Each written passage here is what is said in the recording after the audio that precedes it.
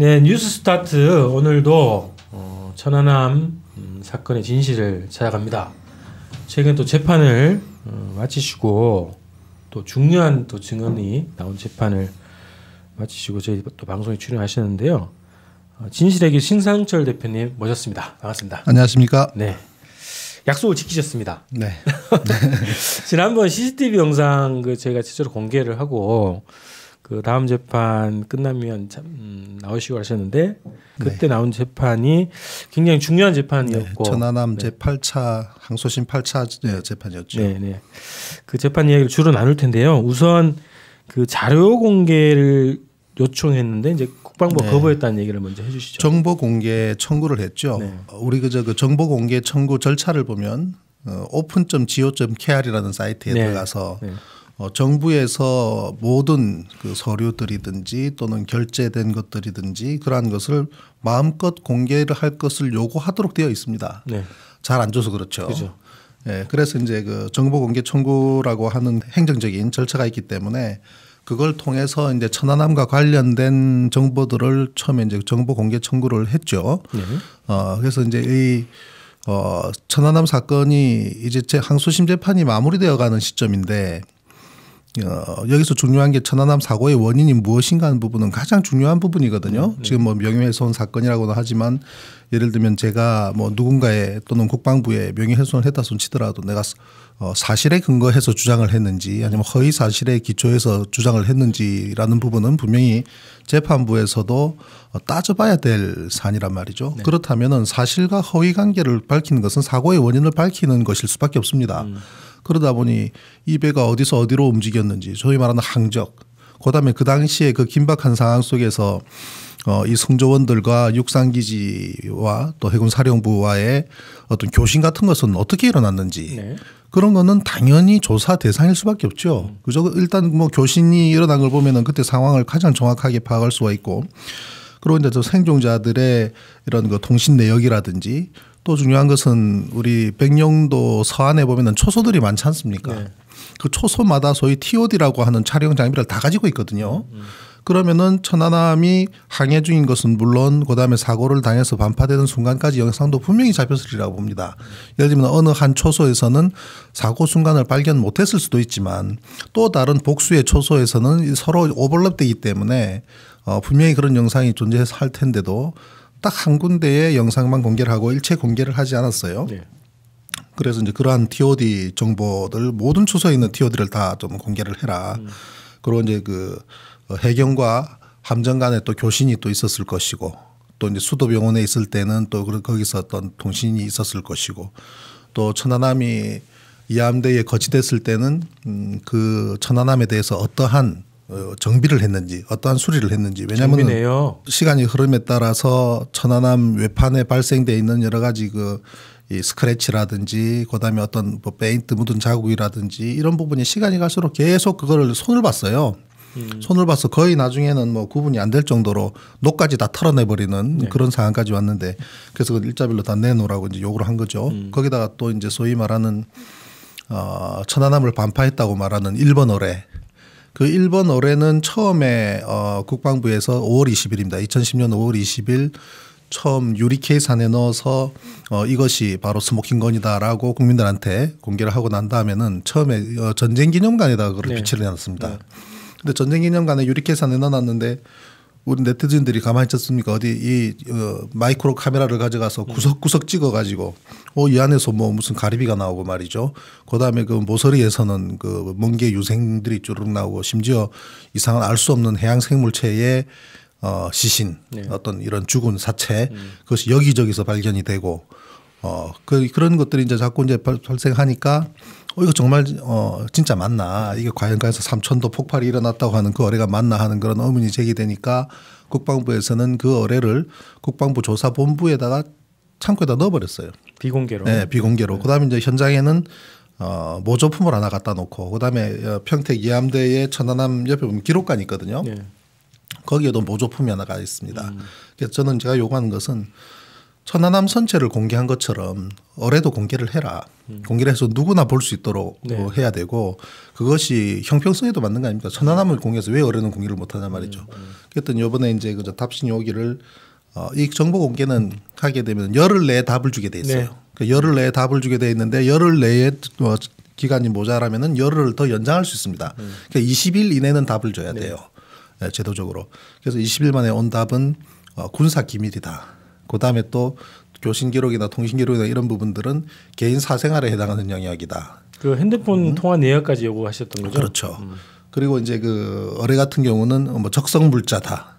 그런 이유로 좀 더 공개를 하지 않겠다고 통보가 왔습니다. 적성 물자면 저게 물건이기 그렇죠. 때문에 그렇다. 근데 저기 어디 강원도 어디에 잠수함도 전시해놓고 그러잖아요. 옛날엔 그랬죠. 아니 옛날에 연평해전 때 교신 내역 그냥 그대로 생생하게 방송 다 탔잖아요. 그다음에 저 전투하는 장면까지도 영상 담아서 전부 다 공개를 했지 않습니까? 요번에 JSA 같은 경우만 그렇죠. 하더라도 TOD까지 다 공개하고. TOD까지 공개를 다 했지 않습니까? 포복에서 가는 것도 다 공개를 하고 그랬지 않습니까? 그래서 이제 일단 정보 청구를 한 것은 이제 기각이 된 셈이죠. 그래서 이제 그 위의 단계가 정보 공개 청구 행정 심판이라는 절차가 있습니다. 그게 이제 두 가지가 있는데 하나는 행정 소송이 있고 하나는 행정 심판이 있어요. 근데 행정 소송은 그야말로 사법부에다가 소송을 제기하는 것이고 그다음에 그거보다 한 단계 아래는 행정 심판인데 소송은 사법부에서 판사들이 바로 이제 심리에 들어가는 그런 케이스가 되겠습니다만은 행정 심판은 행정부 내에서 중앙행정심판위원회가 있습니다. 거기에서 이것이 올라가서 일단 행정부 내에서 이걸 한 번 더 걸러보는. 그래서 어떤 경우는 바로 행정 소송 들어가기 이전에 먼저 거기를 거치라고 하는 경우도 있습니다만 일단 절차적으로 행정 심판을 제기를 했습니다. 며칠 전에. 네. 행정 심판이면 이제 저기 세종시에 있는 그렇죠. 위원회로 갈 수도 있겠네요. 그래서 거기서도 통과가 안 되면 그다음에 행정 청구 소송으로 갈 수밖에 없죠. 지금 본 재판하고 별개로 어쨌든 이거는 가신다는 거죠, 소송이 또. 네, 그렇습니다. 진실이 담겨 있는 것들에 대해서 공개를 요구하는 것은 국민의 권리이고 이 재판에서 굉장히 중요한 변수이기 때문에 또 그렇다고 지금 현재 항소심 재판이 끝나가기 때문에 이 재판 결과에 그거를 인용하기도 힘들 거라고 봐요. 왜냐하면 또 행정심판 결과가 어떻게 나올지도 모르지만 그때까지 진행되던 항소심 재판 자체를 보류하고 있을 수도 없기 때문에 항소심은 항소심대로 마무리 단계를 접어 들어갈 것이고 그와는 별개로 또 이거는 진실의 규명의 한 차원이기 때문에 청구 절차를 밟고 있는 겁니다. 재판 과정에서 그 재판부가 그거를 직접 요구할 수도 있지 않아요? 사실은 이런 내용들은 검찰이 갖고 있어야죠. 검찰이 그렇죠. 검찰이 갖고 있었는데 검찰도 모르는 것 같아요. 그리고 재판부도 당연히 받은 게 없고요. 그나마 유일하게 한번 본 것은 KNTDS라고 그걸 이제 한번 그 재판부만 이함대에서 한번 보여줬다고 하는데 디지털 정보라는 거는 그만큼 신뢰할 수가 없기 때문에 그것도 그렇고 저도 그때 피고이지만 못 봤습니다. 국방부의 기본 답변은 군사 기밀이라는. 네, 군사 기밀이고 그다음에 개인 정보이고 그다음에 적성 물자이고. 그래서 근데 이제 그 이명박 시절의 국방부 같으면 뭐 그러고도 남아요. 근데 지금 국방장관이 바뀌었지 않습니까? 그래서 현 정부의 국방부 장관이 이 내용에 대해서 좀 파악을 하고 계신지 저는 좀 의문입니다. 국방부 장관이 명령을 내리면 되는 문제인가요? 제가 정보 공개 청구를 하면서 청구를 절차만 한 것이 아니라 그걸 온라인에 공개를 하고 거기에 더 붙여서 송영무 국방장관께 드리는 공개 서한을 보내서 써 올렸습니다. 인터넷에. 그래서 그 내용은 이거를 내가 공개 청구를 했는데 이거는 천안함 진실 규명을 위해서는 반드시 필요한 주요 정보이다. 그렇기 때문에 이것을 청구를 했는데 상당수 국방부의 고위직들이 그 당시로부터 자유롭지 못한 분들이 많을 거예요. 그때 그 사건에서부터. 그래서 분명히 군사 기밀을 앞세워서 이것을 제공하지 않을 가능성이 매우 높으니 장관님께서 이걸 한번 들여다봐 주시기 바랍니다라고 공개 서한을 올리고 그다음에 국방부 장관실에도 제가 편지로 보냈습니다. 등기 속달로. 그랬는데 아마 보셨는지 안 보셨는지 모르겠습니다.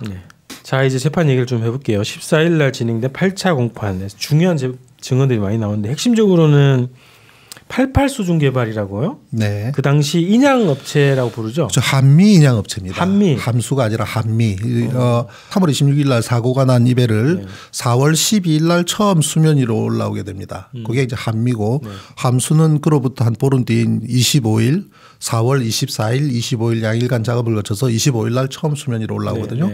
한미를 먼저 건졌어요. 그래서 한미를 인양한 88 수중 개발의 부사장이 이번에 증인으로 나왔습니다. 정호원 부사장. 네. 예. 처음에는 저희가 정성철 대표 사장을 불렀어요. 그게 이제 1심 때 그러니까 2011년 사고 나고 한 1년 있을 때 이제 2011년도에 1심 때에 정성철 사장을 증인으로 요청을 했는데 계속 안 나오시는 거예요. 계속 안 나오시고 또 어떤 때는 입원을 하시고 그래서 뭐 여기가 안 좋고 어디가 안 좋다 그래서 이제 그러니까 1심 내내 이루어지지 못한 거예요. 그래서 이제 한미를 인양해서 어딘가 저수심으로 이동하는 문제가 있단 말입니다. 5일 동안. 그냥 인양을 하면 그냥 바지선에 얹어가지고 그냥 출발하면 되는데 그리고 이제 정원 지금 이번에 증인으로 나왔던 정원 부사장도 무슨 소리야 지금 우리가 이거 하면은 바로 탑재해서 싣고 가면 되는데 왜 이동을 하라고 하느냐고 항의를 해요. 항의를 하고 또 그러니까 이제 그 국방부에서는 뭐 체인을 하나를 더 걸어야 된다라고 하니까 무슨 소리야 이게 우리가 인양 전문업자고 그다음에 이거는 상식인데 이렇게 하는 거 아닌 말로 부산 말로 가짜는 일이다라고까지 말까지 하면서 항의를 합니다. 그런데도 국방부는 굳이 저수심으로 이동하라고 하는 좀 기묘한 사건이에요. 그래서 이게 저수심지대에서 한미가 5일 동안을 머무르는 일이 있기 때문에 그와 관련돼서 물을 게 많아요. 사실 이번에 많이 물어봤는데 그래서 이제 뭐 사장이 나와야 답변할 수 있겠다 해서 사장을 불렀는데 계속 안 나와서 할 수 없이 현장 소장을 불렀어요. 현장 소장. 권만식 현장 소장을 당시에 88 수중 개발의 현장 소장으로 파견돼 있던 그 당시에 88 수중 개발에서는 38명 정도가 현장에 나와 있었거든요. 사장도 나와 있었고 이 권만식 소장도 나와 있었고 이번에 증인으로 나왔던 정호원 부사장은 본사에 있었습니다. 백령도에 안 있고 본사에 있으면서 컨트롤 타워 역할을 했다 그래요. 모든 거를 종합하고 모든 거를 하고 대외적인 관계, 언론 관계 이런 거를 전부 다 이제 처리를 했던 것 같은데 근데 권만식 소장을 불렀는데도 영양가가 없어요. 뭘 물어봐도 뭐 클리어한 것도 없고 딱 하나 이제 그 유의미하게 증언한 것은 4월 12일 날 한미가 올라와서 물 위에 일부 모습을 드러냈다가 13일 날까지 어디 이제 저수심으로 12일 오후에 늦게 저수심으로 이동해서 그다음에 물속에 다시 집어넣고 뭐 체인 한 가닥 더 걸고 사실 체인 한 가닥 더 거는 거는 저수심으로 이동하기 위한 핑계거리에 불과하지 아무런 거 의미가 없는 겁니다. 요번에 증언에서도 그렇지만 반드시 체인을 걸 때는 짝수로 걸어야 된답니다. 짝수로. 저도 몰랐어요. 이거는. 균형을 맞추기 위해서. 이게 큰 물체를 이게 크레인으로 걸게 되면은 이 강도나 모든 걸 계산을 해서 적절한 프레임, 소위 말하는 안에 골조가 있잖아요. 그죠? 안에 골조가 있는 뼈대기 있는데 맞춰가지고 딱 두 가닥을 걸면 가장 안전한 거죠. 근데 굉장히 선박이 길다든지 물체가 길었을 때는 중간에 또 더 걸 수가 있는데 그때도 짝수로 한다는 거예요. 2, 4, 6, 8. 2, 4, 6, 8장으로 이 걸어야 이게 균형이 맞는다는 얘기죠. 근데 국방부 요거는 한 가닥을 더 걸라고 했으니까 홀수가 되는 거죠. 그럼 홀수가 됐을 때 문제가 뭐냐면 이 해상 상태에서는 바다가 출렁거림 속에서 이렇게 크레인을 달아 올렸을 때 이 각각의 체인마다 걸리는 텐션이라든지 압력이라든지 이게 움직일 수가 있잖아요. 근데 어느 순간 제일 가운데 한 가닥 있는데 가장 많은 텐션이 걸리는 순간이 있다고 상상을 해보십시오. 뚝 부러질 수도 있겠네요. 그렇죠. 위험하죠. 양쪽에 두 가닥을 잡으면 그런 일은 없지만 세 가닥을 잡아버리면 가운데 부분이 집중적인 하중이 걸려버리면 잘못하면 부러질 수도 있는 상황이 되는 거죠. 그러니까 인양 업체 비상식적이고 인양 업체의 어떤 그 전문적인 지식과도 위배되는 요구를 국방부가 했던 겁니다, 사실은. 근데 이제 사실은 그게 이제 선체가 그렇게 길지도 않고 그 굵은 체인으로 이번에 법정에서도 계산을 해봤지만 2,000톤까지도 충분히 들어 올릴 수 있을 만큼의 그거였는데 더 요구했던 결과가 드러났고 그래서 아무튼 이제 요 이동을 해서 4월 12일, 13일은 뭐 체인 관련해가지고 저수심지대에 머무르다가 그때도 사실 시신 46구가 그대로 배 안에 있습니다. 그대로 물속에 넣어놓고. 그리고 이제 4월 14일 날 한미가 저수심에 머물렀던 5일간 중에서 가장 중간되는 날 이 날이 사실 키포인트예요. 그날이. 왜냐하면 현장에 있는 사람들을 전부 다 나가라 그래요. 그대로 육지로, 두고 매달아 두고. 네, 그러니까 그 크레인 있는 그 한미 있는 그 지역에서 작업하던 모든 사람을 육지로 나가라고. 그래서 이제 섬으로 나갑니다. 그래서 일부 88 수중 개발팀들은 대청도로 나가서 산에도 올라가고 회도 먹고 그랬다 그러고, 그다음에 그 바지선이나 이쪽 저 예인선 쪽에 하던 뭐 현대해운 이런 분들은 백령도 쪽으로 나가요. 근데 이분들이 나가면서 이번에 재판에서 알려진 사실이지만 굉장히 불평불만을 해요. 왜 나가라고 하냐. 나가서 뭐 먹고 잘 때도 별로 없는데 그냥 여기 있으면은 막 컨테이너 이렇게 설치해놓은 그 안에서 자면 되는데 왜 나가라고 하냐. 그 나가라는 명분이 기상 상태가 안 좋아서 작업을 할 수 없다라고 했는데 이것보다 더한 날씨에도 얼마든지 작업하는데 작업도 아니란 얘기죠. 그럼 왜 나가라고 했을까라는 건데 4월 14일 날 현장에는 오로지 크레인 기사만 있었고 그다음 군인들과 크레인 기사만 있었다라는 것은 그 권만식 현장 수장 증인이 1심 때 증언을 했던 내용이에요. 그래서 그거 하나 딱 건질 만한 게 있었어요. 네네. 그러면은 크레인 기사가 남아서 있었고 군인들이 남아서 무슨 작업을 했을까라는 부분이거든요. 그래서 그에 대한 것도 이번에 이제 보충 질문을 이제 했어야 됐고, 그래서 이제 그 사장도 안 나오고 권만식 증인 나왔는데 별로 영향가도 없고 해서 그러면 부사장 나와라. 그렇게 된 거예요. 그래서 이제 정호원 부사장은 이 정성철 사장의 아들입니다. 네, 그래서 그 사고 당시에 32살 예리예리하고 아주 잘생겼어요. 그래서 그 지금 벌써 7년 반 지났으니까 39이네요. 네, 조금 중후한 그런 모습으로 이번에 이제 나왔더라고요. 그래서 정호원 부사장이 참 중요한 증언들을 참 많이 해줬습니다 이번에. 아니 그 기사를 보니까 뭐 거의 거침없이 얘기하시던 것 같은데. 예, 그래서 저도 사실 그만큼 기대를 안 했습니다. 그분이 그렇게 모든 자신이 알고 있는 거, 뭐 제가 이뻐서 뭐 저한테 맞춰준다고 하지는 않았을 것이고, 다만 이제 전문 기술자가 또는 전문적인 지식을 갖고 있는 사람이 또 이 당시에 이 상황을 직접 겪었던 사람으로서 사실 그대로 말한 것 같아요. 사실 그대로. 그다음에 자기가 아는 그대로. 그다음에 자기 지식이 알고 있는 그대로 이야기를 하다 보니까. 그동안 제가 이제 쭉 주장을 했던 내용들과 100% 완벽하게 일치합니다.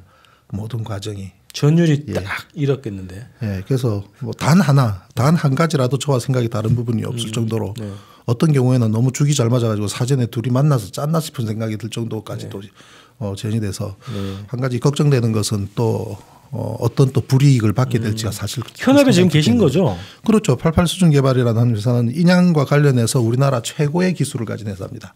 세월호 때도 갔었고. 그렇죠. 그렇고 또 두라 3호 때도 갔었고 대표적으로는 이제 제주도 해역에서 해경정이 수심 88m에 가라앉은 적이 있어요. 네, 그것도 인양 기간을 훨씬 앞당겨서 뭐 절반으로 단축했다 그러던가요. 그렇게 해서 건져 올릴 정도로 상당히 인양과 관련해서는 우리나라 최고는 거의 세계 최고나 마찬가지입니다. 우리나라는 조선 강국이고 해운 강국이기 때문에 예, 그래서 거기 부사장으로 있는데 예, 이번에 자, 그럼 이제 본격적으로 얘기를 또 해보면요.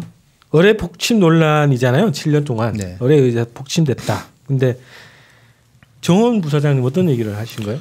천안함은 폭발한 배와 다르다라고 증언했습니다. 천안함의 상태가. 네, 천안함과 폭발한 배는 다르다. 즉 천안함은 폭발로 반토막이 난 배가 아니다라는 거예요. 절단면이. 그래서 이제 제가 질문을 했죠. 우리가 폭발한 배는 어떤 모양을 보이고 있습니까? 그리고 본인이 폭발한 배를 인양한 경험이 있습니까? 라고 물은 거예요. 이제 종합적으로 말씀을 드리면 그랬더니 두라 3호 대표적으로 두라 3호를 꼽았고요. 폭발이라는 것 자체가 응축되어 있는 압축되어 있는 것이 터지는 것이기 때문에 자 그것이 이제 그 어뢰 같으면 이 고체 안에 꽉 되어 있는 이 분말가루 화약 분말가루가 어느 순간 기폭되면서 폭발하는 것이고 그다음에 두라 3호 같은 경우는 2012년 천안함 사고 난 2년 뒤인데 2012년 1월 15일 날 인천 앞바다에서 터진 배예요. 인천 항구에 들어와서 휘발유를 싣고 다니는 배인데 유조선까지는 아니고 여러 가지 화물 중에 액체를 실을 수도 있고 독극물을 실을 수도 있고 그다음에 이제 휘발유를 실을 수도 있는 거예요. 휘발유를 싣고 인천 가서 풀어요. 전부 다 풀어주고 그다음에 이제 안에는 가스가 차 있잖아요. 휘발유를 다 풀고 나면 액체는 없지만 가스가 가득 차 있는 거죠. 원래 이거는 이제 항 내에서 싹 다 프리를 시켜야 돼요. 뚜껑을 열고 해가지고 가스를 싹 다 배출한 다음에 출항해야 되는데 통상 그렇게 안 합니다. 왜냐하면 그렇게 있으면 정박료가 더 들어가잖아요. 일단 출항해요. 일단 출항하고 항해를 하던 중에 이 그 작업자들이 뭐 공구들을 들고 창 내로 들어가서 뚜껑도 열고 이 작업을 한단 말이에요. 그럼 어디서 사고가 났을까? 몽키 스패너라든지 이런 쇠뭉치 장비를 갖고 가다가 어디가 툭 부딪히면 어떻게 됩니까? 스파크가 나죠. 이 스파크가 기폭이 돼서 안에는 가스가 터져버린 거예요. 그게 운항 중에 있었던 사고예요. 운항 중에 자월도 앞바다 운항하면서 쭉 그 배가 아마 군산하고 인천을 왔다 갔다 하는 것 같아요. 군산 쪽에서 휘발유를 실어서 인천 풀고 이러는데 자월도 앞바다로 내려가던 중에 스파크로 추정되는 그런 사고로 인해서 폭발하면서 선장하고 일기사 그다음에 기관장 조리장 뭐 한 서너 명을 제외하고 작업에 투입됐던 11명이 전원 다 사망했습니다. 그런데 이제 그래서 그 사고를 이야기를 하면서 이제 정부 사장도 위에 뚜껑이 열리고 그다음에 이거는 굉장히 모서리들이 강제로 철판이 압축돼서 찢어지니까 찢어져 버리니까 끝이 날카롭죠. 날카롭고 이렇게 전부 다 하늘로 그냥 위로 이제 벌어지고 4명이 실종이 됐는데 실종된 시신을 찾지를 못했어요. 그래서 나는 그때 그 상황을 어떻게 하냐면 알파 잠수 이종인 대표도 거기에 거기에 참여를 했습니다. 그때 이제 시신 수습을 하면서 이 벽에 발려져 있는 시신을 사진으로 찍어서 저한테 보내면서 신 대표 이게 바로 폭발이야. 폭발이 이렇게 무서운 것이야라고 나한테 문자를 보낸 적이 있어요. 그 당시에. 그렇게 실종이라는 게 그런 거라는 그렇죠. 그러니까 정원 부사장도 이번에 재판 나와서 그러더라고요. 벽에 발렸다라고 표현해야 될 정도로 어떤 시신의 형태로 있는 게 아니라 그나마 이렇게 찾을 수 있는 시신도 팔다리가 다 떨어져 나갔고 실종된 분들은 그냥 벽에 이렇게 발려져 있었다는 얘기예요. 그만큼 폭발이라는 것이 위험하고 폭발에 노출된 인체는 어떤 형태로든 이제 손상을 받게 되고 예를 들면은 이거는 이제 폭발 공간 안에 그분들이 계셨기 때문에 그렇다 하더라도 외부에서 폭발을 한다 하더라도 제일 기본적으로는 고막이 터지고 코피가 나고 장 파열이 일어나고 이런 것이 폭발의 메커니즘 기본이란 말이죠. 그런 거는 2차 대전 때 그 진주만 그때 일본이 폭격했을 때도 바깥에서 폭탄이 터졌는데 배는 멀쩡한데 배 안에 있던 침실 안에 있던 사람들이 전부 그냥 터져 다 사망했던 사건이라든지 이런 것들이 얼마든지 우리 히스토리로 남아 있는데 천안함 경우는 전원 다 익사했지 않습니까? 네. 그래서 이번에 정보 공개를 하면서도 사망자에 대한 시신 검안 기록을 요구를 했었죠. 근데 그 내용은 저 법정에서 한번 증언이 나왔습니다. 전원 익사로 나왔습니다. 나왔지만 검안 기록은 좀 더 상세한 내용들이 또 있을 것이기 때문에 한번 요구를 했었었죠. 네. 그래서 폭발은 이 배와 관계 없다라는 증언이 중요한 증언을 했는데요. 그다음에 저는 이거 처음 들었던 얘기인데 천안함에 원래 없던 페인트가 발견됐다. 그래 이번에 증언 중에서도 우리 그저 정원 부사장이 이런저런 얘기를 하던 중에 그 얘기를 했어요. 제가 질문한 것도 아닙니다. 그리고 이 부분에 대해서는 여태까지 제가 1심에서도 의견서로도 제출을 했지만 제가 개별적으로 칼럼을 통해서 주장했던 내용이에요. 여기에 동의해 준 사람도 한 명도 없고 그다음에 이거에 대해서 증거도 없어요. 왜냐하면 현장 가보면 천안함 외판 찌그러진 데에 묻어있던 페인트를 싹 전부 다 손을 다 봤기 때문에 부식 방지를 위한 전처리를 했다는 명분이겠지만 싹 다 털어내버렸어요. 없어요. 그래서 제가 화가 나가지고 2016월 달에는 국방장관을 상대로 제가 고발을 했습니다. 증거인멸죄로. 왜 스크래치라든지 이런 흔적들을 페인트 자국까지 싹 다 없애버렸냐. 이거는 명백한 증거인멸이다라고 이제 그걸 했는데 기각당했지만 아무튼 여태까지 제가 주장만 했지 그에 대해서 사람들도 별로 비중있게 생각 안 했을 거예요. 그걸 이번 재판 중에 이야기를 한 거예요. 이분이. 그것도 내가 페인트색 봤습니까? 라든지 이런 물어본 적도 없는데 그러면서 이제 그 절단면 부분을 설명하는 과정에서 그 절단면이 보면은 뭐 우리 국방부는 이게 그냥 이렇게 비참하게 터져서 치솟아 올랐다. 그런데 이게 폭발이 있으면 폭발이라는 게 뭡니까? 비산이에요. 비산. V자 형태로 날아갑니다. V자 형태로 날아가면 기본적으로 이 폭발하면 폭발력이 올라가지만 그다음에 물기둥까지 올라가잖아요. 그 압력이 어마어마한 거죠. 물기둥이 100m를 치솟을 정도의 압력을 한번 상상을 해보시라고요. 물속에서 폭발이 일어나면 물기둥이 하늘로 올라가는 원리는 간단하잖아요. 이게 안에서 폭발력이 사방팔방으로 번지는데 물 속에서 번질라 그러면 물이 막고 있기 때문에 힘드니까 물이 뚫려 있는 수면 위로는 자유롭게 날아가잖아요. 그러니까 물기둥이 올라오는데 V자 형태로 올라온대요. 그러면은 폭발이 된 곳에서의 모든 걸려 있는 구조물들도 그냥 여기에 걸려서 하늘로 좀 더 열려야죠. 맨 상가판 보면 별로 두껍지도 않은 철판이 천안함 제일 상가판을 봐야 돼요. 제일 천안함의 상가판. 천안함에 혹시라도 평택에 가서 천안함 보실 분들은 제일 상가판을 보시라고요. 상가판은 반듯하게 그대로 있습니다. 이거 두껍지도 않습니다. 이게. 그 말은 뭐냐. 폭발이 없었다는 거예요. 이 안에서의 충격만 있었지 네. 거대한 충격이 있었을 뿐이지 폭발은 존재하지 않는다는. 그런데 이것이 이제 뭔가 둥그런 물체가 들어가서 들이받았다고 제가 추정을 한 것은 옆에 철판이 찌그러져 있는 들어가는 부분에 라운드가 잡혀 있어요. 소위 말해서 우리가 자동차끼리 충돌했을 때를 가정해 보십시오. 차와 차가 충돌을 했을 때는 제일 먼저 뭘 보니까요. 페인트 색깔 보자. 상대방 차가 예를 들면 도망갔다. 야간에 쾅쾅 하고 사라져 버렸는데 내 차는 흰 차인데 뭐가 묻어 있나 저 페인트 볼 거 아닙니까 이제. 그다음 뭡니까? 그다음에 부품 떨어진 것도 주워 가지고 이게 어느 차량 어떤 차량의 부품인지를 또 찾아보지 않습니까? 그다음 뭐 스키드 마크 보고 이렇게 되는데 마찬가지로 이 군함 같은 경우는 무언가 들이받았다면 상대편의 구조물에 의해서 이게 흔적이 남을 거 아니겠습니까? 저는 그때 둥근 물체라고 생각을 했습니다. 네. 그럼 천안함에서 쿡 눌려 들어간 가장 중요한 부분이 둥근 형상이란 말이에요. 소위 R이라 그래요. R, 레디우스라고 하는데 R이 뭐냐면 어떤 이런 둥근 물체가 받았을 때 둥근 원의 지름이 얼마인가를 추정하는 것도 게이지도 계산이 돼요, 그게? 계산이 돼요.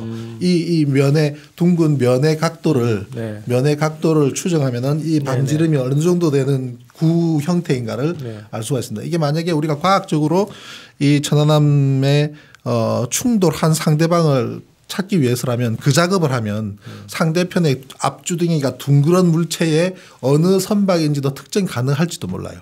계산은 혹시 해보셨어요? 아니 제가 계산할 수는 없죠. 그걸 다 측정할 수는 없기 때문에. 그렇지만 이제 예를 들면은 우리가 의심되는 몇몇 그 애들 있잖아요. 세계를 돌아다니고 있는 그 잠수함. 걔들 맨따만 딱 찍어서 이제 하면 요 급이구나라는 거는 알 수가 있을 정도로 그게 이제 소위 R 잡히는 것처럼 둥그런 것에 쿡 눌려버린 자국이 분명히 있는데 거기에 짙게 페인트 자국이 쭉 묻어 있었단 말이에요. 짙은 녹색에. 이 정호원 부사장도 얘기가 그겁니다. 보통 군함은 색깔이 까만색, 그다음에 빨간색, 회색으로 돼 있는데 군함 색깔이 아닌 페인트의 색을 봤다라는 얘기를 해요. 이렇게 그래서 난 깜짝 놀랐습니다. 더 물어보려고 그러다 더 물어보지 않았는데 너무나 중요한 내용이라서. 왜냐하면 우리가 또 군함이 회색을 많이 쓰는 이유는 뿌연 날씨에 회색은 잘 안 보이잖아요. 바다에서. 은밀성 때문에요. 그렇죠. 그렇기 때문에 회색을 주로 많이 쓰는 것도 있지만 까만색과 빨간색은 배 밑바닥 부분에 이렇게 경계선 부분에 이제 까만색을 쓰기도 하고 그다음에 까만색과 빨간색 페인트의 역할은 방식 또는 이제 방호. 방식이라는 것은 부패를 막는 페인트 물성 자체가 틀려요.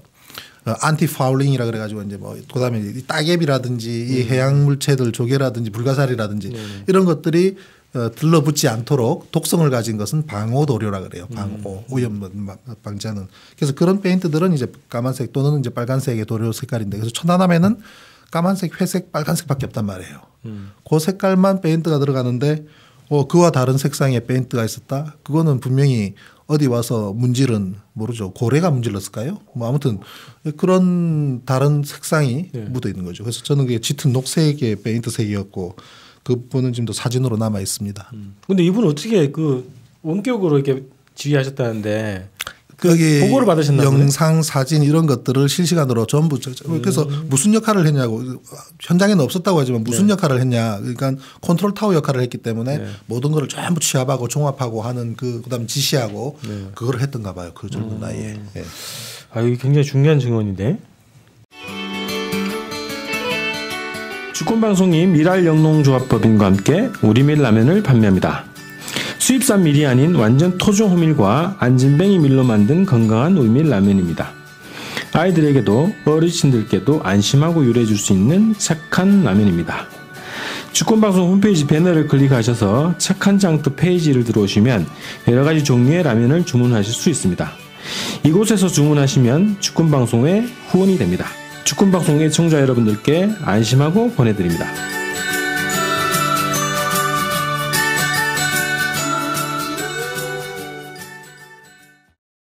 그 다음에 배 밑바닥 스크래치 이건 뭐 계속 얘기하셨던 건데 관련 증언 어떤 증언인가요? 배 밑바닥에 이제 스크래치들이 그 두 가지 이야기를 했어요. 그 절단면 부분에는 스크래치들 그다음에 큰 충격으로 긁힌 흔적이 있었다. 충격으로 긁힌 증언 내용이 그겁니다. 그래서 어차피 폭발이 없었다는 건 처음부터 얘기를 했잖아요. 폭발 가능 관계 없다. 이 배의 절단면이나 이 배의 손상은 폭발 가능 관계가 없다고 처음에 못을 박았고 그다음에 큰 충격에 한 긁힘 흔적이 있었다라는 것은 충격이 뭡니까? 물리적인 충격이라고요. 물리적인 충격. 충돌이죠. 예. 그다음에 이제 스크래치들이 있었는데 이 스크래치들은 해저에 가라앉기 전에 가라앉은 후에 생성된 것으로 보기 어렵다. 즉 국방부의 주장이 뭐냐면 천안함이 반파해가지고 이게 물속으로 들어가서 있다 보니 백령도에는 조류가 세니까 네. 거기에 움직이면서 슬켰다는 것이 국방부의 주장이에요. 이거는 그게 아니 그 설명이 들어보면 모르는 사람들은 그럴 수도 있겠다. 그럴 수도 있겠다라고 하시죠. 이 배가 1,200톤짜리 천안함이 반토막이 났습니다. 그런데 네. 함수는 47m고 함미는 38m예요. 네. 길이는 좀 다르지만 무게는 거의 비슷할 겁니다. 왜냐하면 무거운 중량의 엔진이라든지 뭐 가스터빈이라든지 이런 중량물들이 전부 함미에 집중되어 있기 때문에 그럼 600톤 보자 말이죠. 네. 함수 600톤, 함미 600톤을 보더라도 600톤짜리 구조물이 물을 가득 먹으면 1,000톤 넘어갑니다. 물을 가득 머금고 물속으로 들어갔는데 네. 그게 조류에 의해서 휩쓸린다고 하면은 그거는 참 전 세계 해양학자들이 배꼽 잡고 웃을 일입니다. 더군다나 천안함 같은 경우는 천안함이 반파되는 순간에는 TOD가 없지만 반파되고 난 직후에 TOD는 있습니다. 네. 3분가량 있어요. 함미가 분리되고 난 다음에 함수 함미가 이렇게 벌어지면서 그다음에 함미가 앞으로 기울어요. 왜냐하면 함미만 놓고 보면 함수는 반토막 나고 난 이후에 옆으로 눕습니다. 네. 왜 그러냐면 함수 함미가 붙어 있을 때는 선박으로서 기능하잖아요. 그러면 균형이 맞춰져 있고 그 균형의 중심은 엔진룸이 잡습니다. 엔진룸의 수면 하부에 있는 엔진이 이 배 전체의 오뚜기 역할을 잡아주는 거예요. 네네. 그래서 균형을 잡을 수가 있는데 절단되고 난 이유는 함수와 함미가 따로 논단 말이죠. 그런데 네. 함수는 위가 무거워요. 함교가 있죠. 함교. 브릿지. 네, 네, 네. 함교가 있고 그다음에 포탑이 있잖아요. 네, 포탑. 그 부분이 무게가 무거워요. 위가 무게중심 위에가 있다. 위에가 있죠. 네. 아래쪽은 전부 다 이제 사병 침실이라든지 그다음에는 작전 구역이라든지 창고라든지 이런 공간들이 많기 때문에 오히려 위가 무거우니까 바로 넘어가죠. 그래서 함수가 반토막 나고 난 이후에 함수가 바로 옆으로 누워버리는 이유는 거기에 있습니다.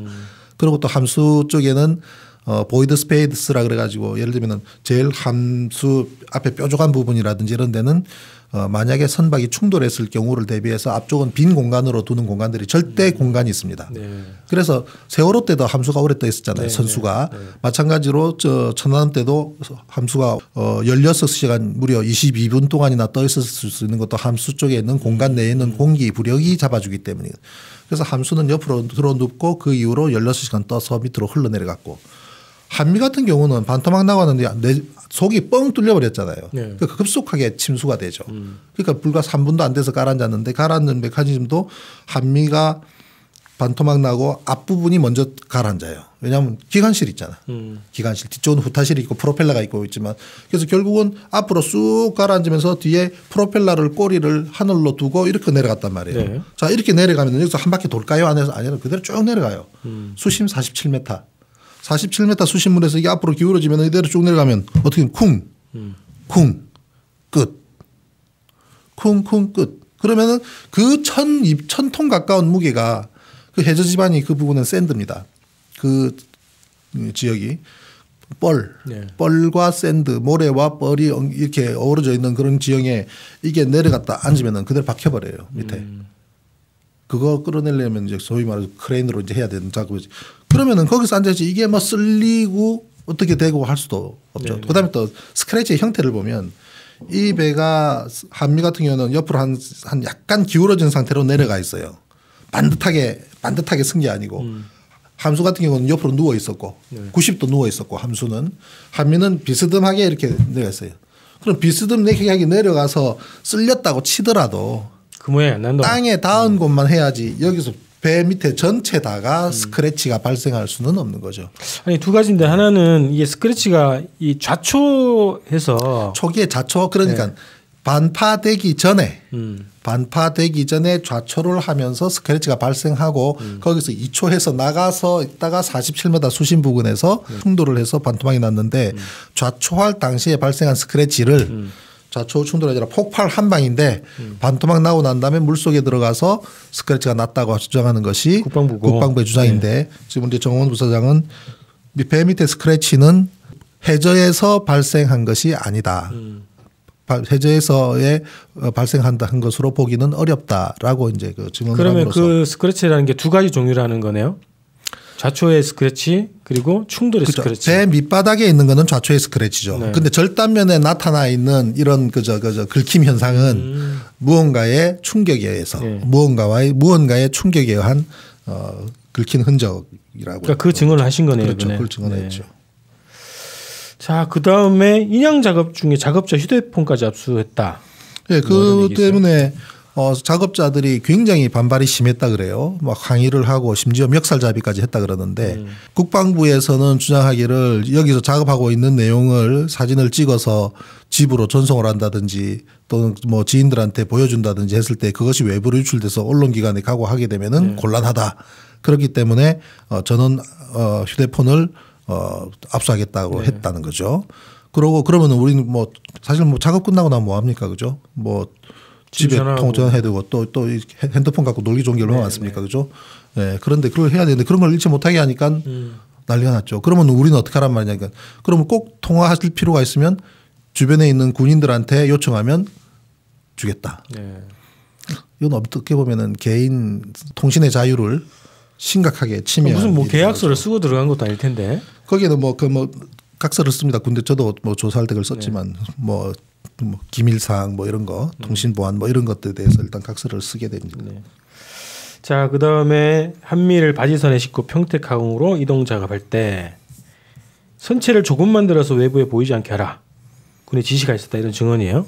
네. 그런 지시가 있었다 그래요. 그리고 그 절단면 쪽은 이 그물을 쳐서 내부가 보이지 않도록 그래서 이제 뭐 기자들이 전부 이제 사진기를 들이대고 이제 초미에 관심 가지고 이제 이걸 카메라로 대고 있으니까 내부를 보이지 않도록 그렇게 하라는 그런 지시가 있었다는 얘기가 있었습니다. 네. 그다음에 한미를 수면 위로 올리고 나면 바로 바지선에 실어서 평택으로 이송하면 되는데 아까 이제 잠깐 얘기하셨어요.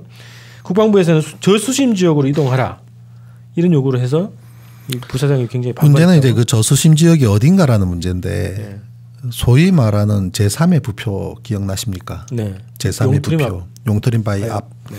제3의 부표 4월 6일 날 KBS에서 UDT 대원들의 증언을 담아서 보도를 한 겁니다. 2010년 4월 6일 한조 준이가 사망을 하자 네.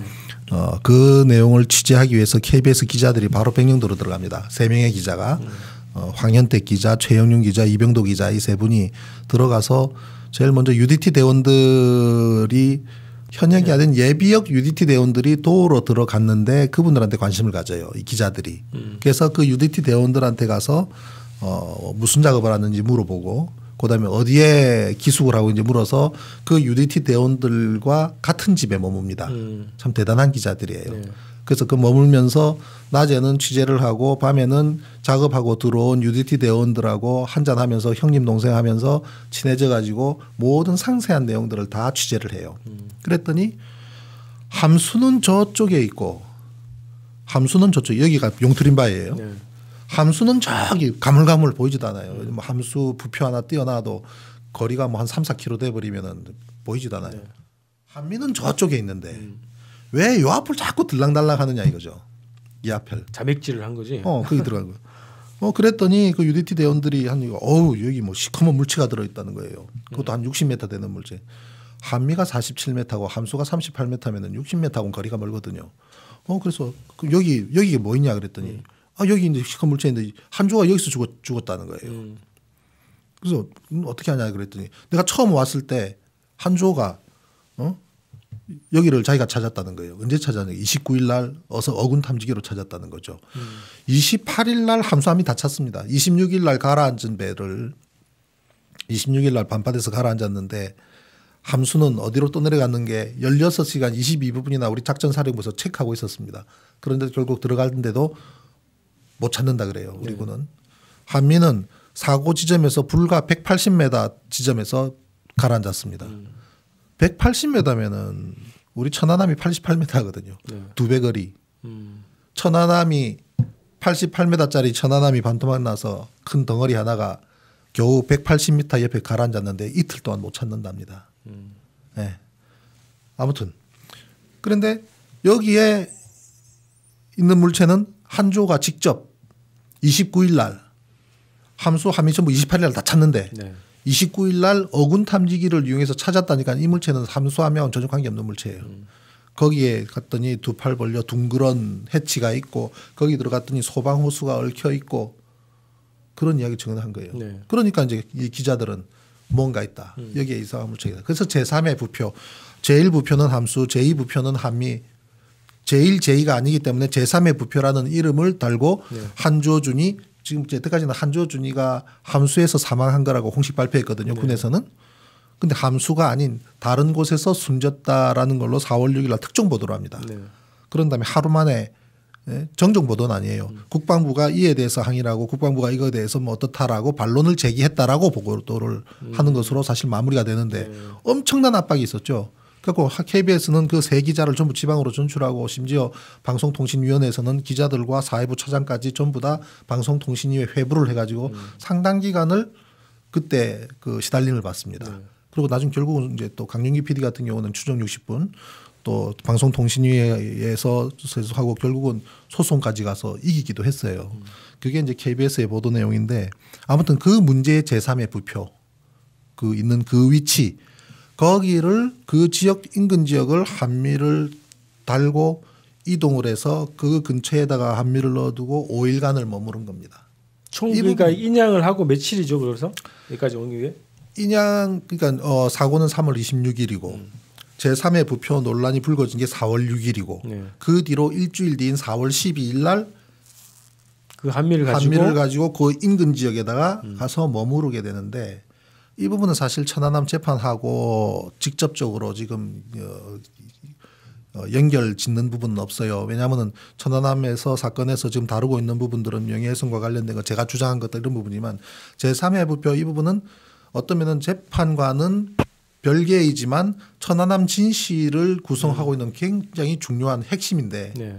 그러면 여기 왜 왔는가는 결국은 이미 거기에 갈아져 있는 시커먼 물체에 대한 어떤 작업을 위해서 동력이 필요했다라고 저는 판단을 하고 있습니다. 작업 동력이 필요했다. 왜냐하면 거기에 다른 크레인이 가면 그 물체를 나니까. 위해서 네네. 그 옆에 용트림 바위 옆에 그냥 카메라 기자들이 쫙 진을 치고 있는데 안 되잖아요. 그러니 어쩔 수 없이 한미를 데리고 갈 수밖에 없었던 거예요.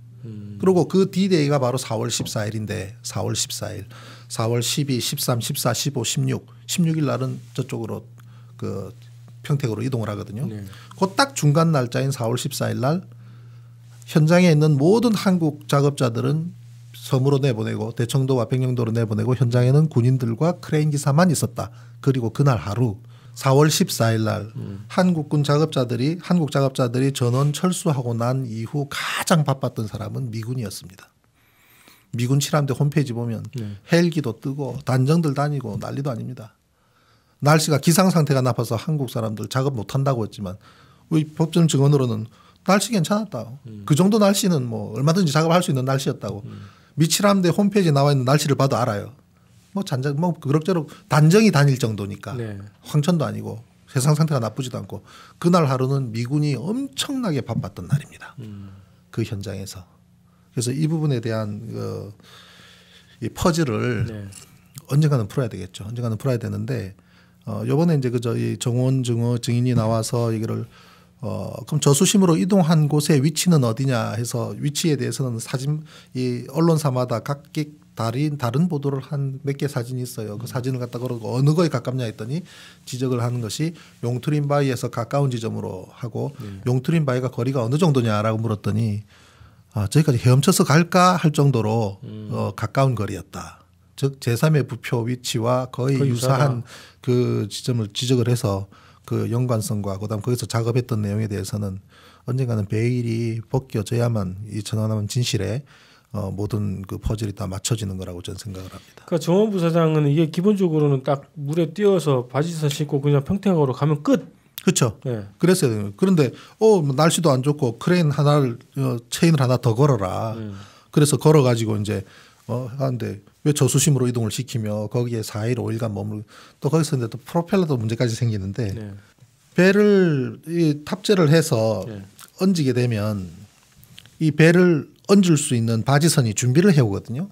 근데 선박이라는 것이 배 밑이 구조가 평평하지가 않잖아요. 예를 들면 선박 전체를 놓고 보면 배 밑바닥은 한가운데는 평평해요. 세월호를 우리 보다시피. 그래서 톡 얹으면 되는데 반토막 난 배다 보니까 뒷부분의 엉덩이 부분이 굉장히 구조가 묘하단 말이죠. 네. 그러다 프로펠러까지 있죠.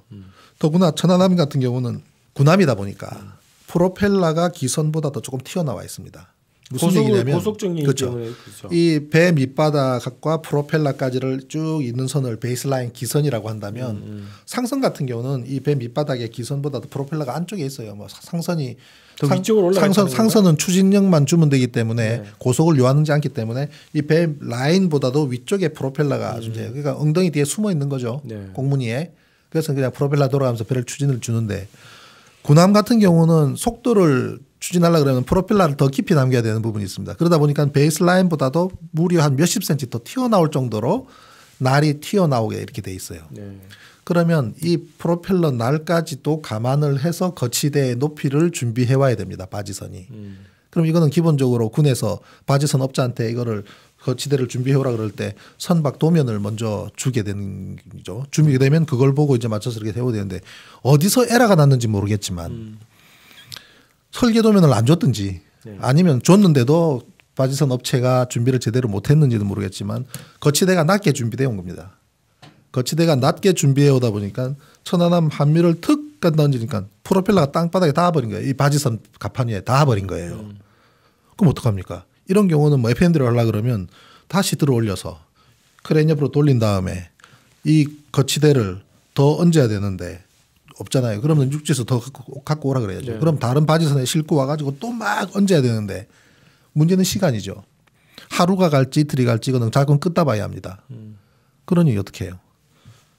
이분들은 그대로 얹이다가 안 되니까 바지선 상갑판에 닿은 프로펠러 하단을 잘라버려요. 프로펠러를 프로펠러를 잘라버립니다.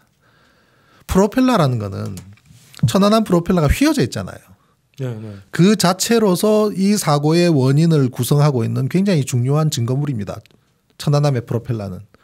그 바보 아니면은 뱃사람이 누구나 사고 난 배이니까 이거는 굉장히 중요한 증거물이다라는 걸 다 알 거예요. 다 아는데 자른다? 빨리 싣고 가야 되니까 잘랐단 말이죠. 밑을. 이걸 자르려고 하면 이걸 잘라도 되겠느냐. 그다음에 불가피하니 여차저차하니 자를 수밖에 없겠다라든지 아니면 뭐 거치대를 더 가져오려고 하면 며칠 시간이 더 걸리는데 이런 부분에 대한 논의도 있어야 되고 그런 부분에 대해서 이해도 구해야 되고 언론에다가 얘기를 해야 되고 잘랐으면 자른 조각도 잘 놔둬야 되는 문제가 있는 겁니다. 그런데 일체 그에 대한 설명도 없이 잘라버리고 나중에는 뭐라고 하냐면 부러졌다고 거짓말을 합니다. 거치하면서 부러졌다. 네. 거치할 때. 근데 좌우현 왼쪽 오른쪽 다 잘랐거든요. 네. 쭉 잘랐는데 제가 그 자른 면을 보니까 일직선으로 쭉 잘랐고 그다음 자른 면 천안함 프로펠러를 인터넷으로 검색해서 천안함 프로펠러를 보시면 제일 아래쪽이 잘려져 나가면서 새카맣게 타 있습니다. 이거는 굉장히 고열이 거기를 지나갔기 때문인데 즉 용접기로 잘랐단 말이죠. 근데 그거는 보통 용접기로는 안 잘라집니다. 왜냐하면 이 프로펠러라는 것이 주물이에요. 제가 조선소에서 배를 뭐 13척을 만들다 보니까 프로펠러를 만드는 과정 틀에다 넣어서 뽑아내는 프로펠러 만드는 과정을 뭐 한 10번 이상 봤는데 또 검사도 하고 또 주물은 안에 뭐 이런 피놀이라든지 이런 공기 방울이 들어간다거나 하게 되면 전부 다 다시 파내고 다시 그걸 해야 돼요. 그래서 이걸 일일이 매 단계마다 검사를 하게 되는데 틀에다가 집어넣어서 덩어리를 만들어서 그다음에 깎아내요. 쫙 깎아냅니다. 하나가 전체의 한 덩어리입니다. 굉장히 강해요. 엄청난 또 고열이 들어갔고 또 쇳물이 들어갔기 때문에 소위 말하는 우리가 신주라 그러죠. 신주. 주물, 신주, 청동 뭐 이렇게 부르는데 그런 거기 때문에 굉장히 강해요. 그래서 이제 이것이 블레이드 날을 만들어 가지고 이게 달게 되는데 이게 부러졌다는 거죠. 만약에 갑판 위에 그것을 찍게 되면은 뻥 구멍이 뚫립니다. 그 날에 구멍이 뚫리지 부러지는 일 절대로 없습니다. 요번에 이제 그저 정원 증인한테도 프로펠러 사진을 딱 갖다 내고 이 아래쪽 프로펠러 하단 전부 자른 거 맞죠? 바로 깜짝 놀랐습니다. 진짜 쿨하더라고요. 갑판에 닿았기 때문에 자른 거 맞죠? 예, 맞습니다. 그럼 이것이 한미에서 크레인 들어올려서 만약에 상갑판 위에 이게 찍혔다면은 어떻게 됐을까요? 구멍이 났을 겁니다. 갑판이. 이게 굉장히 튼튼한 거죠. 예, 맞습니다. 굉장히 프로펠러는 튼튼한 겁니다. 근데 이거는 뭐로 잘라야 하니까 이 산소 용접기로는 안 됩니다. 그 대화가 내가 기가 막혀서 네. 내가 이번 글을 쓰면서 그 대화를 이렇게 주고받고 한 대화를 올려놨는데 그렇죠. 산소 용접기는 안 되죠. 이거는 적어도 플라즈마 용접기는 잘라야 되죠. 제가 물었더니 예 맞습니다. 플라즈마 용접입니다. 엄청난 고열이기 때문에 밑에 새카맣게 탄 것도 나오고. 네, 네. 그러면 이걸 가지고 이거는 어떻게 보면은 탑재 과정에서 한미를 인양하고 탑재해서 이동하는 과정에서 생긴 일입니다. 엄밀히 따지면 주요한 증거물을 훼손한 사건으로도 볼 수 있지만 사고의 직접적인 원인과는 관계없는 부분일 수가 있어요. 네. 만약에 이해를 구하고 이거 우리 잘라낸 조각까지도 잘 그대로 보존할 테니 이렇게 하자라고 이해를 구했다고 하면 또 동의해 줄 수 있는 문제예요. 네. 그런데 이걸 가지고 거치하다가 부러졌다라고 거짓말을 하는 것은 별개의 문제입니다. 이거는 이렇게 사소하지는 않은 문제지만 네. 이런 문제까지도 거짓말을 밥 먹듯이 하는 해군이란 얘기죠. 그럼 누가 했느냐? 박정수 소장하고 문명옥 소장 전부 다 별들입니다.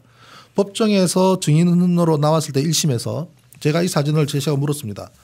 박정수 소장한테 이 프로펠러 하단 자른 거 맞죠? 아닙니다. 오 자른 건데 용접기로 잘랐잖아요. 시커멓게 탔잖아요. 거치하는 과정에서 부러졌습니다.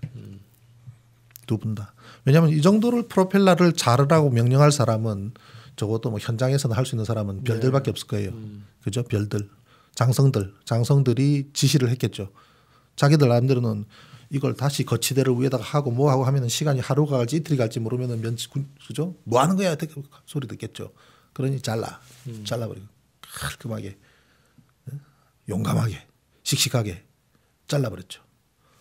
그러면 잘랐다고 얘기해야지. 그것이 그렇죠. 잘했든 못했든 그에 대한 처벌을 감수해야지. 그런데 거짓말을 했잖아요. 법정에서 네. 선서까지 하고 그걸 뭐라 그럽니까? 위증이죠. 네. 이제 그분들은 위증의 죄가 얼마나 무서운 건지 경험을 해보셔야 두 가지 약간 이제 추가 질문 드릴게. 하나는 그걸 왜 잘랐다고 보세요?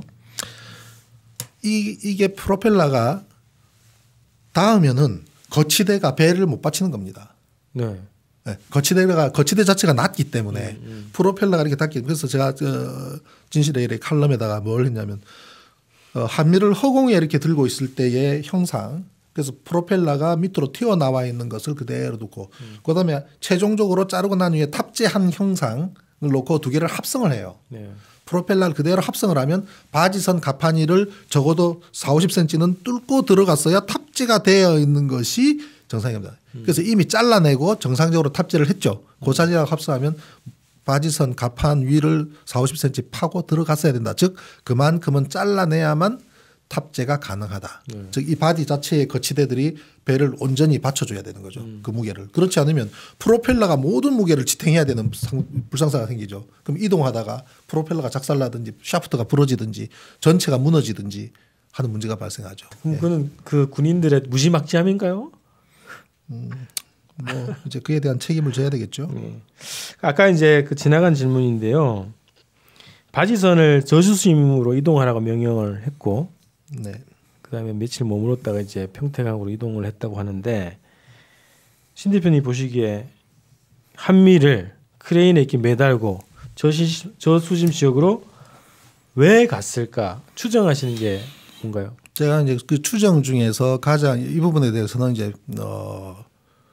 픽션으로 거의 들어갑니다. 네. 팩트에서 팩션으로 와서 픽션까지 간다면 네. 이랬을 겁니다.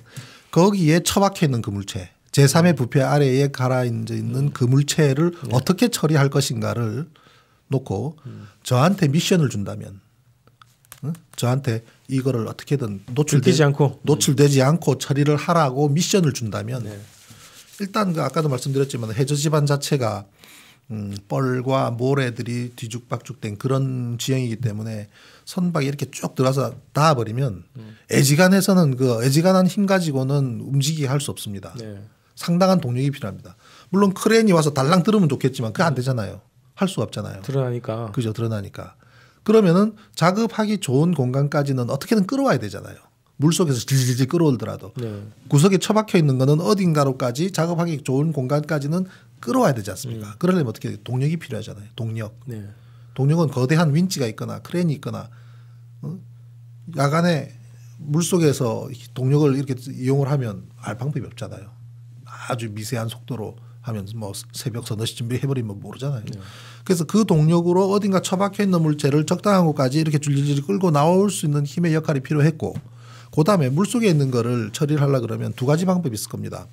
하나는 부력을 주는 방법. 부력을 주는 가장 좋은 방법은 계속 주머니 집어넣어서 공기 넣는 방법밖에 더 있습니까? 그죠? 그러면은 그 물체, 충돌한 그 물체 속에다가 계속 부력을 주기 위한 뭔가를 조치를 하고, 그러면 이게 부력이 와서 물을 뿅 뜨면 어떻게? 큰일 나죠. 바깥엔 추를 달아야죠. 두 가지 동시에 한다는 거요. 그렇죠. 내부에는 부력을 주고 외부에는 추를 달면 네. 적당한 수심에 머물러 있게 되죠. 수중에서 해저에서 적당한 곳에서 머물러 있을 정도만 지면에서 뜨고 바깥으로 나오지 않도록 외부에서는 추를 달고 네. 하게 되면 적당한 수심 내에 머물러 있게 되죠. 물속에서는 그다음 끌고 가면 되잖아요. 2kg, 3kg짜리 와이어로 분막해가지고 저 바깥에 쌀밤 있잖아요. 쭉 끌고 가면 어디로 갔을 겁니다. 미국의 서재정 박사께서 네. 이 사고의 원인을 추적을 하시다가 제가 쓴 책도 보시고 하고 좌초후 충돌이 맞다라고 결론을 내리세요. 결론을 내리고 그러면 이 충돌을 한 그 당사자를 어떻게 이송을 했을까를 조사를 많이 하셨습니다. 한국까지 오셔가지고 네. 저기 진해 쪽도 샅샅이 훑으셨어요. 왜냐하면 그런 방식으로 끌고 나간 물체를 어디서 패키징 해가지고 결국 어디로 갔는가는 답이 나왔습니다. 이스라엘 하이파 조선소로 갔으니까. 확 최종 확인됐어요? 그거는 보도가 나와 있으니까요. 왜냐하면 전 세계에 뭐 잠수함이 수만 대가 있는 게 아니잖아요. 네. 더군다나 우리가 몇 미터짜리의 급이라는 걸 알잖아요. 소위 말하는 돌핀급. 네. 돌핀급 잠수함을 쓰는 나라는 원래는 뭐 독일 거지만 이스라엘 홀로코스트 그때 그걸로 해서 무상으로 6대를 주지 않습니까? 이스라엘에다가 독일이. 그게 이제 돌핀급 잠수함이에요. 그럼 이스라엘, 터키, 남아프리카 공화국, 대한민국 이 4개국 나라가 그 급을 쓴단 말이죠. 미국은 쓰지 않습니까? 미국에는 이제 그 급이 제가 뭐 없는 걸로 알고 있어요. 그래서 이제 그러한 기껏해야 수십 척 중에 그 사고 이후로 사라졌다가 나타난 잠수함을 찾아보는 거죠. 그러면은 2012년 말에 2010년 3월 달에 사고가 났으니까 2012년 말에 이스라엘 하이파 조선소에서 돌핀급 잠수함 한 대가 2년간의 수리를 마치고 나옵니다. 그래서 그 배의 수리 내역을 보면 네. 오버홀하고 그다음에 철판 크랙 간 거 수리하고 내부 있는 모든 클리닝, 엔진 워싱 다 하고 그리고 모든 전자장비 교체하고 침수가 됐구만. 바다 물속에 빠지지 않고서는 할 수 없는 수리를 그 잠수함은 하고 2년 만에 나옵니다. 이스라엘 소속 잠수함이. 그래서 그 연결고리가 그렇게 연결이 되고 네. 그렇습니다. 그래서 그 작업을 위한 조치였다 이렇게 보시는 거네요. 그거 외에는 그렇게 할 이유가 없었다고 저는 봐요. 아니, 저는 또 하나는 약간 더 충격적인 것 중에 하나는 안에 이제 그 익사자들이 실려 있단 말이죠.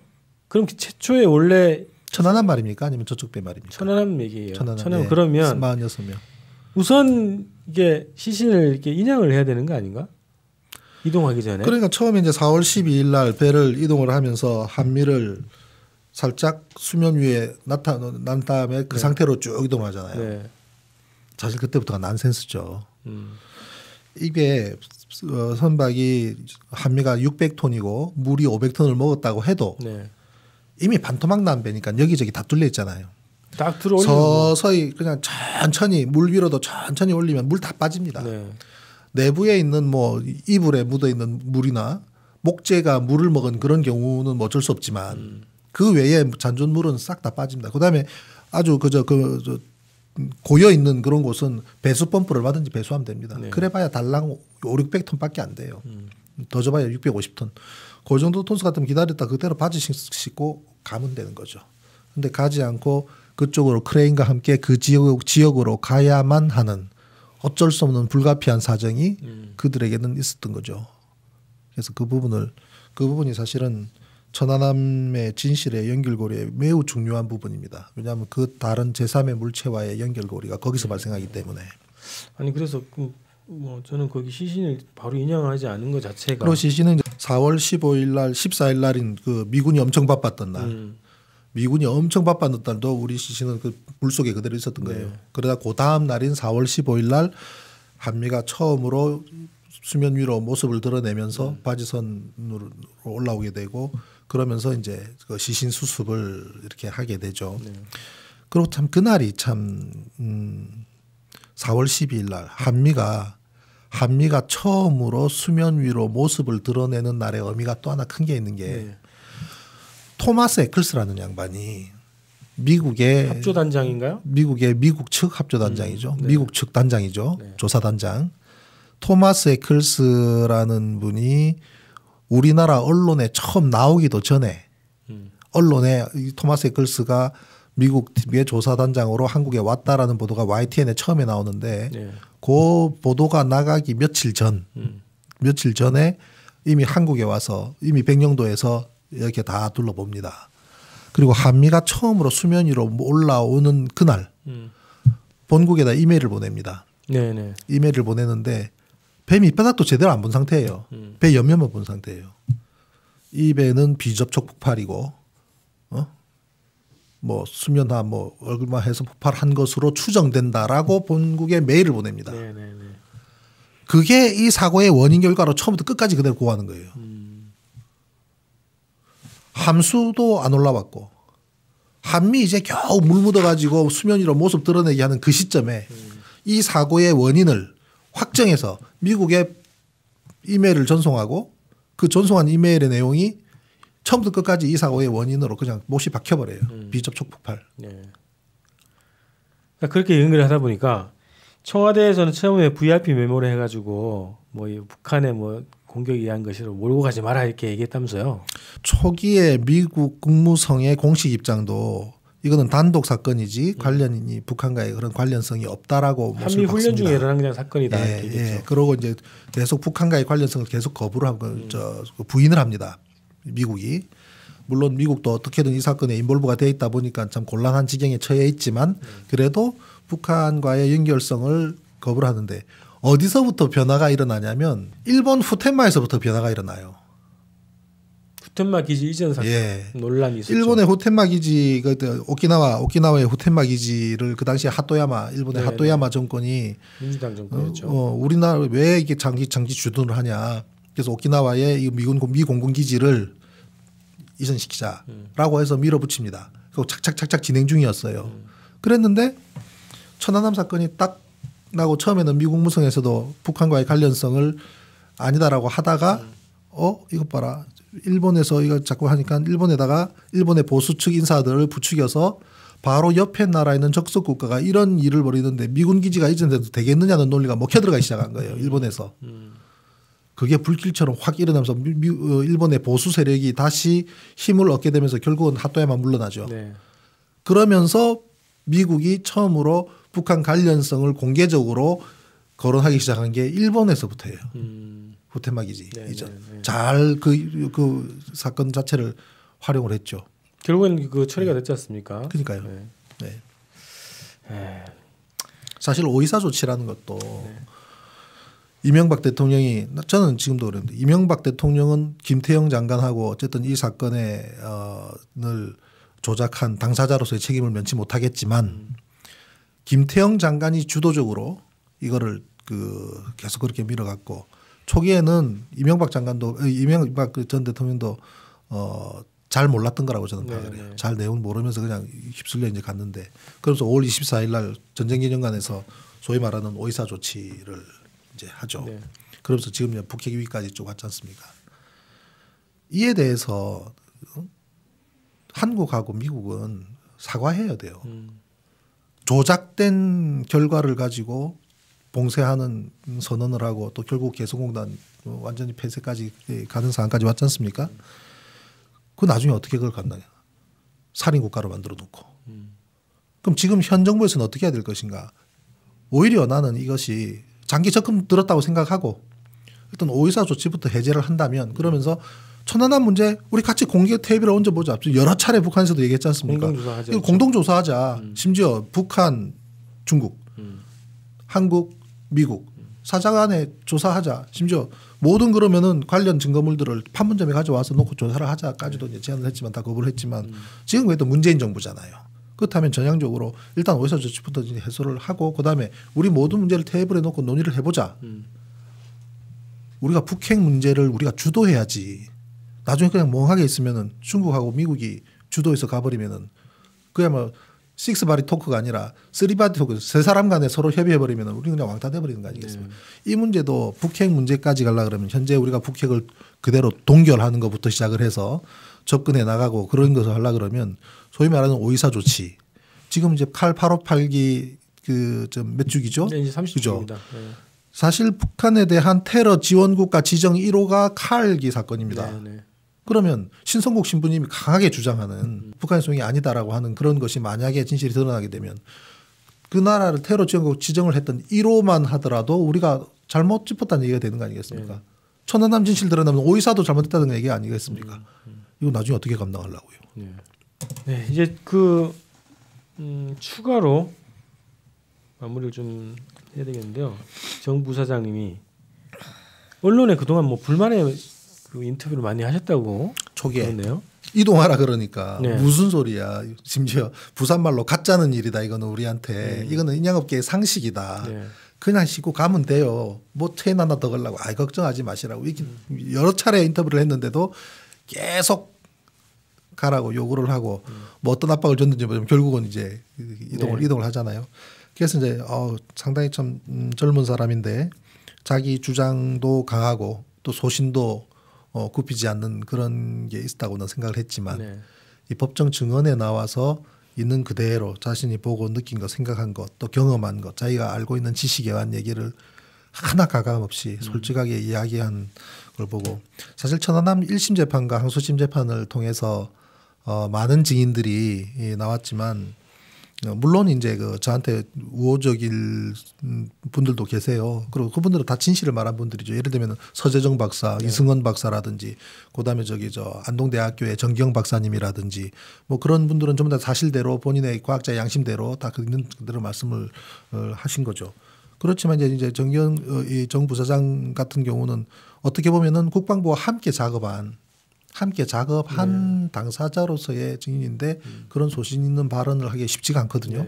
그래서 저는 천안함 재판 전체를 통틀어서 가장 정말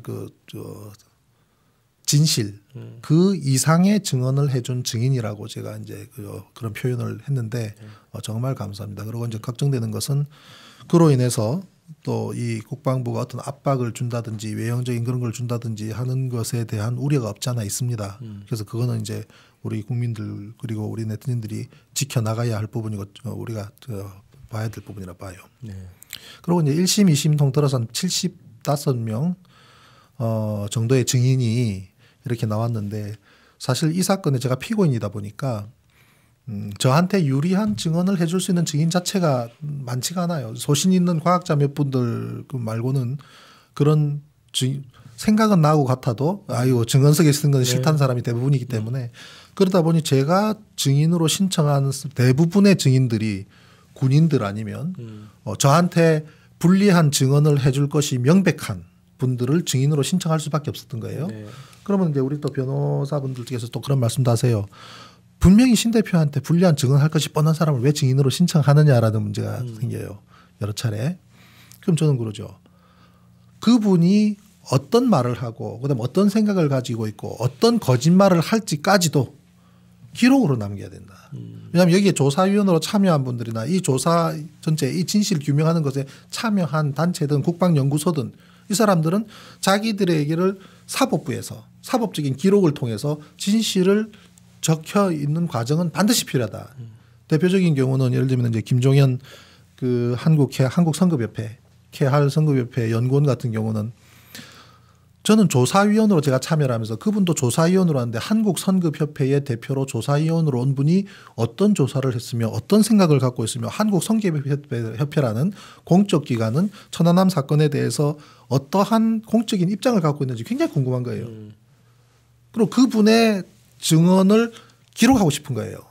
그래서 법정으로 불렀죠. 당연히 저한테 불리한 증언을 하죠. 그렇지만 그 말의 상당 부분은 거짓이라면 결국 언젠가는 위증 혹은 자신이 국방부의 논리대로 진술한 것에 대한 부끄러움은 남아야 되는 거죠. 저는 그게 역사의 기록이라고 생각을 합니다. 이 사건 자체가 굉장히 역사적인 사건이기 때문에 거기에 인볼브 됐던 관련이 있던 모든 사람이 그에 대한 기록들이 남아 있어야 되고 나중에 평가되어야 한다고 생각하기 때문에 상당한 많은 증인들을 그동안 불렀던 것 같네요. 그러다 보니 7년 반이 갔습니다. 네. 그 다음 재판 일정이 어떻게 됩니까? 1월 9일, 내년 1월 9일이 사실 마지막 재판인데요. 사실 이번 재판이 마지막 재판이 될 뻔했는데 김용현 병장이라고 그 후타실에 있는 사진에 제가 그랬죠. CCTV에 나왔던. 예, 제가 후타실에서 그러면 뭐 제일 낮은 쪽이기 때문에 선체 선내에 물이 들어왔을 때 보수 요원들이 달려갔을 것이다. 저는 그렇게 추정을 했는데 국방부는 아니다. 운동하고 있었다. 그래서 운동한 사진을 이렇게 내놨죠. 그 사진에 보면 6명의 대원이 있어요. 그래서 나중에 이제 검찰 측에다 요구를 해서 원본 CCTV를 요구를 했고 그 CCTV를 받아서 좀 더 분석을 했고 그러고 봤더니 그 생존자가 있더라는 거죠. 네. 그래서 이제 불렀습니다. 근데 여태까지는 주소도 안 가르쳐 주고 오랜 뭐 한 몇 년 동안 주소도 안 가르쳐 주고 그러다가 이제 겨우 이제 받았는데 이제 증인으로 나오지는 않고 있어요. 그래서 다음번에 나오게 되는데 나오게 될지 안 나올지 또 모르죠. 출석 요구서가 가긴 간 거네요. 가긴 갔지만 네.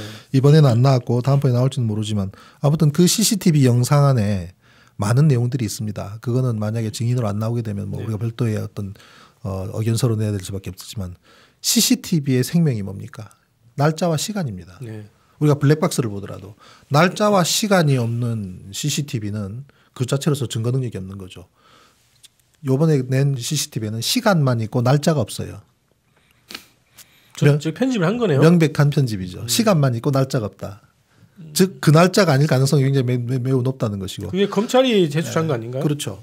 예, 그래서 국방부에서 받아서 제출했겠지만 소위 말하는 CCTV를 복원을 하지 않습니까? 네. 복원을 했는데 뭐 14분 복원했다고 하지만 겨우 5분짜리만큼을 제공을 했는데 그것도 보면은 파고 2 내지 3m라고 하는데 파고 2 내지 3m면은 꽤 배가 흔들리는 그런 상황이에요.